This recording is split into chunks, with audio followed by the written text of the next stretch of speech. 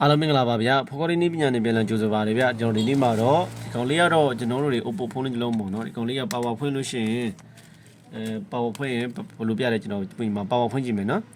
power ဖွင့်လိုက်လို့ရှိရင်ကျွန်တော်တို့တွေဘယ်လိုပုံပေါ်လဲဆိုတော့ကျွန်တော် power ဖွင့်လိုက်ပြီ power ဖွင့်လို့ရှိရင်ဒီတော့လေးမှာစာလေးလဲပေါ်တယ်ကျွန်တော်ဒီထဲမှာစာလေးပေါ်တယ်ဒီစာလေးကတော့ကျွန်တော်ကြည့်လိုက်တာ recovery ဆိုပြီးပေါ်ပါတယ်အဲ့တော့ Oppo ရော Vivo ရော Huawei Samsung ရော Mi အကုန်လုံးအဲ့လိုပေါ်တက်ပါတယ်အထူးသဖြင့် Oppo တွေ Vivo လို့ဆိုရင်ဒီလိုပုံစံမျိုးပေါ်တက်ပါတယ်အဲ့တော့ဒီမှာအင်္ဂလိပ်ပေါ်ရင်အင်္ဂလိပ်ကိုကြည့်လိုက်မယ်ကြည့်လိုက်ပြီဆိုလို့ရှိရင်ကျွန်တော်တို့ကဒီမှာကြည့်လိုက်မယ်ဆိုလို့ရှိရင်ကျွန်တော်တို့ဒီမှာဒါကတော့ကျွန်တော် white data ပေါ့နော်ဖုန်းတစ်ခုလုံးကိုကျွန်တော် Federal Reserve ချတာပေါ့ white data ချတာပေါ့နော်ဖုန်းလေးရှိတာအားလုံးကိုဖြည့်ပြတာဖြစ်ပါတယ်ဒါကတော့ကျွန်တော်တို့ဖုန်းကပိတ်ပြီးပြန်ပွင့်မှာဖြစ်ပါတယ်ဒါကတော့ power ပိတ်လိုက်တာပေါ့နော် okay ဒီကတော့ကျွန်တော် SD card တွေကနေပြီးတော့ phone တွေပါတင်ချင် software တွေပါပြန်ရေးတာပါဒါကတော့ online update ပေါ့နော်ဒီကတော့ကျွန်တော်တို့ Wi-Fi တွေပါချိတ်ဆက်ပြီးတော့ဒီ software ကို update လုပ်ပေးတာဖြစ်ပါတယ်အဲ့တော့အရင်ဆုံးကျွန်တော် reboot ချကြည့်မယ် reboot okay ပေါ့နော်ဒါဖုန်းပိတ်ပြီးပြန်ပွင့်မယ်ပေါ့ပုံမှန်ဆိုရင်တော့ဖုန်းပိတ်ပြီးပြန်ပွင့်ရမှာဒါပေမဲ့ဒီကောင်းလေးကိုကျွန်တော်စမ်းကြည့်မယ်ပြန်ပွင့်မပွင့်ပေါ့နော် okay ပြီးတော့ချလိုက်ပြီ okay ဒီမှာကြည့်လိုက်မယ်နော်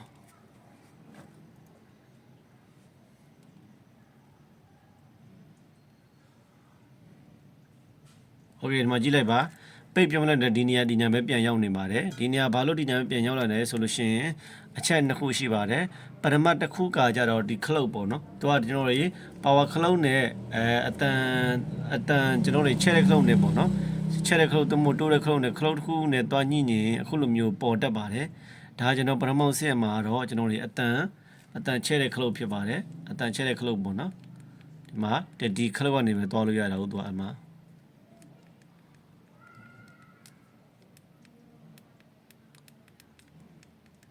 โอเคဒါဆိုရင်ဒီမှာခလုတ်ကဒီမှာသွားရမှာเนาะ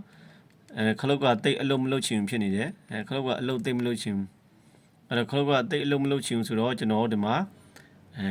တစ်ချက်လောက်ပေါ့เนาะဒီကောင်းလေးကိုဒီခလုတ်ကိုပေါ့เนาะဒါခလုတ်ကြောင်တော့ဖြစ်ပါတယ်ဒါကြောင့်မို့ခလုတ်ကိုလဲရမှာဖြစ်ပါတယ်အဲ့တော့တကယ်လို့တစ်ခါကြလို့ရှိရင်ဒီကောင်က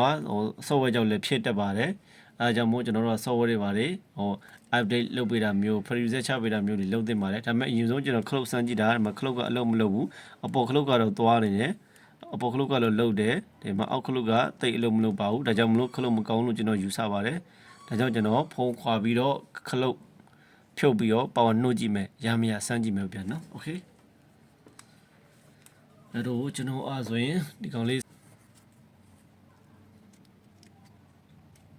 အဲ့တော့ဒီမှာဒီလိုပြန်ပေါ်တော့ကျွန်တော် power ခဏပိတ်လိုက်မယ်နော် power off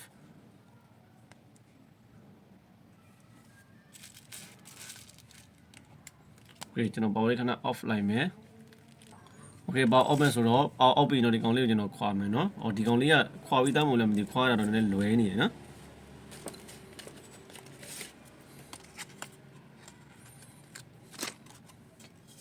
အဲ့တော့ကျွန်တော်ခွာရပုံလွယ်ကောင်း split နဲ့အသားလေးလိုက်ပြီးလိုက်မယ်နော်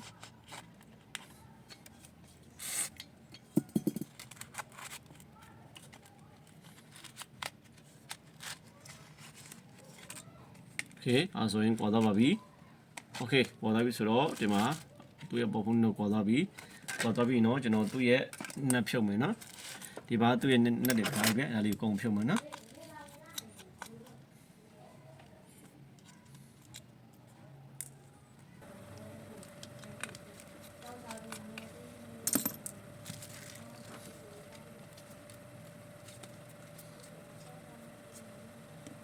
โอเคအဲ့ဆိုကျွန်တော်အခုဒီမှာ net တွေအားလုံးကျွန်တော်ထုတ်ပြပါပြီဖြုတ်ပြီးတော့ကျွန်တော်ဒီကောင်လေးကိုဒီအပေါ်ဖုန်းလေးဒီအလဲချမ်းလေးပေါ့နော်ခွာမယ်နော်ခွာမယ်ဆိုတော့ကျွန်တော်ဒီတိုင်းပဲထိုးခွာရတော့နော်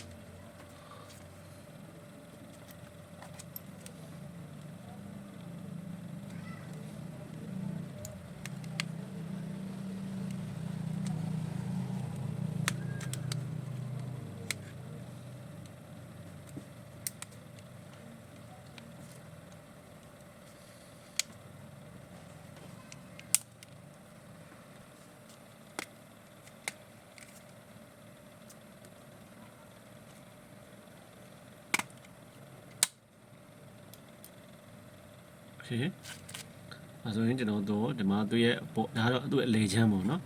သူ့ရဲ့လေချမ်းကိုကျွန်တော်ခဏထားလိုက်မယ်ထားပြီးဆိုတော့ကျွန်တော်ကခလုတ်အဓိကစစ်မှာနော်ခလုတ်စစ်မယ်ဆိုတော့ခလုတ်လေးကိုကြည့်လိုက်မယ်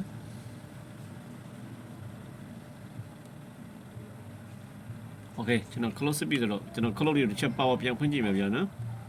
power ပြန်ဖွင့်ကြည့်မယ်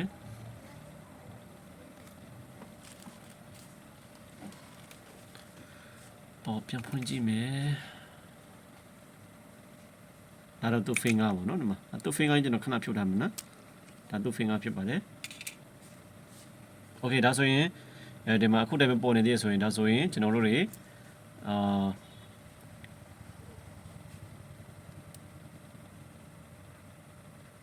โอเคကျွန်တော် close ဆန်းတော့ဆန်းကြည့်တယ် close အလုပ်မလုပ်ဘူးเนาะကျွန်တော်ဒါဆိုရင် power ပြန်ပိတ်လိုက်မယ်နော် power ပြန်ပိတ်လိုက်မယ်ပိတ်လိုက်ပြီးတော့ခလုတ်ကိုကျွန်တော်ခလုတ်ကိုဖြုတ်မယ်နော်ခလုတ်ကိုဖြုတ်မယ်ကျွန်တော်လောတယ်သူပတိထိုင်လေးနော်ပတိလေးကိုခဏဖြုတ်လိုက်မယ်နော်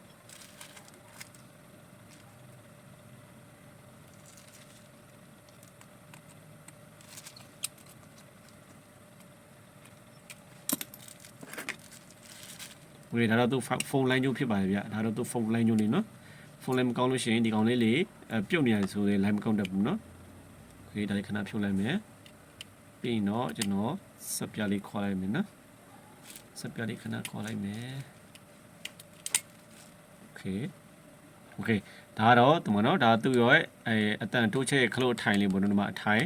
ဒီကြီးပြားလေးကဒီကိုလာထိပြီးအလုပ်လုပ်တာပေါ့နော်အဲ့တော့ကျွန်တော်ကြီးပြားလေးကိုခဏဖုံးထားမယ်နော်အလုပ်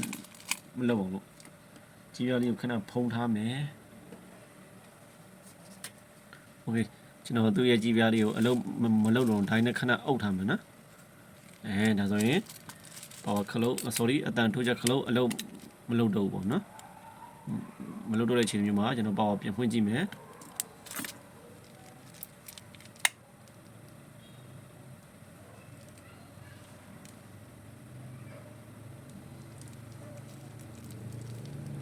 โอเคကျွန်တော်powerဖွင့်ကြည့်လိုက်ပါပြီဒါဆိုရင်အတန်တူချက်ခလုတ်ကအလုံးမလုံးတော့ပါဘူးကျွန်တော်ခုနစက်ကလူနဲ့ခံလိုက်တယ်အလုံးမလုံးတော့ရင်တေချာပေါက်ပြန်တက်လာမှာဖြစ်ပါတယ်တကယ်လို့ပြန်တက်နိုင်တော့ဆော့ဝဲရေးရမယ်ပြန်တက်လာလို့ရှိရင်တော့ခလုတ်လဲရုံပါပဲဗျဒါဆိုရင်အဖြေတိတော့ပြီနော်ကွဲကွဲပြပြလေးတိတော့ပါပြီโอเคအချိန်နေရတော့နည်းနည်းကြာနေတယ်ဆိုတော့ပြန်တက်လာပြီနဲ့တူပါတယ်โอเคဒါဆိုရင်ကျွန်တော်ပြောတဲ့အတိုင်းပဲဒီမှာပြန်တက်လာပါပြီโอเคဒီမှာနော်ပြန်တက်လာပါပြီပြန်တက်လာပြီဆိုတော့ဒါဆိုရင်ဒီဖုန်းကတိတ်ချတယ်ခလုတ်လေးလဲလိုက်ရုံပါပဲဗျโอเคသွားပါပြီတကယ်လို့ခုနကကျွန်တော်ပြောတဲ့အတိုင်းပဲကျွန်တော်ခလုတ်ထိုင်တဲ့သူနဲ့အဆက်အသွယ်မရှိအောင်ကျွန်တော်စက်ကူလေးခံလိုက်တယ်စက်ကူလေးခံလိုက်ပြီးတော့မှအခုလိုမျိုးပြန်တက်လာပြီးတော့ပြန်မတက်လာဘဲနဲ့ခုနနဲ့ပေါ်နေဆိုရင်တော့ဆော့ဝဲရဲမှာဖြစ်ပါတယ်ဒါဆိုတော့ဆော့ဝဲရဲမလို့ပါဘူးခလုတ်လေးလဲလိုက်ရုံပါပဲဗျโอเคဒီကတော့ကျွန်တော်တွေတီဗီသားဆရာသမားတွေအတွက်ကတော့အရန်ကိုလွယ်ကူနိုးနဲ့အကွက်လေးဖြစ်ပါတယ်ဒါမတိသေးတဲ့မိတ်ဆွေများအတွက်ဘူးတူတာအနေနဲ့ပညာတစ်ခုဘူးတူတာတစ်ခုရမယ်လို့ကျွန်တော်မျှော်လင့်ပါတယ်ဗျဒါဆိုရင်ကျွန်တော်ကဒီကောင်လေးကိုဒီအတန်ထိုးချက်ခလုတ်လေးလဲလိုက်တာနဲ့โอเคသွားမှာဖြစ်ပါတယ်โอเคဒါလို့ဆိုရင်ကျွန်တော်မိတ်ဆွေများအားလုံးလည်းကိုယ်နဲ့ကိုကြလောက်တက်ပြီတကယ်လို့ကိုယ်နဲ့ကိုကြမလောက်တက်ရင်တောင်မှပဲဘာလို့မဲဆိုတာကိုသိသွားမှာဖြစ်ပါတယ်အားလုံးကျေးဇူးတင်ပါတယ်ဗျနောက်ဗီဒီယိုမှာလည်းခုလိုမျိုးနေမြဗီဒီယိုလေးနဲ့ပြန်လာပါဦးမယ်ဗျအဲ့တော့စင်ပြေတော့ကျန်တဲ့နဲ့ Lions Square နေပြီးအားပေးကြပါအောင်ဗျအဲ့တော့နောက်ဗီဒီယိုမှာလည်းခုလိုပြန်တွေ့ကြမယ်ဗျ bye bye အားလုံးပဲမကလာမပြဖို့ကွာလေးနဲ့ပညာကလည်းအားလုံးကိုကြိုးဆိုပါတယ်ဗျ like and subscribe နဲ့ပြီးအားပေးကြပါဦးဗျ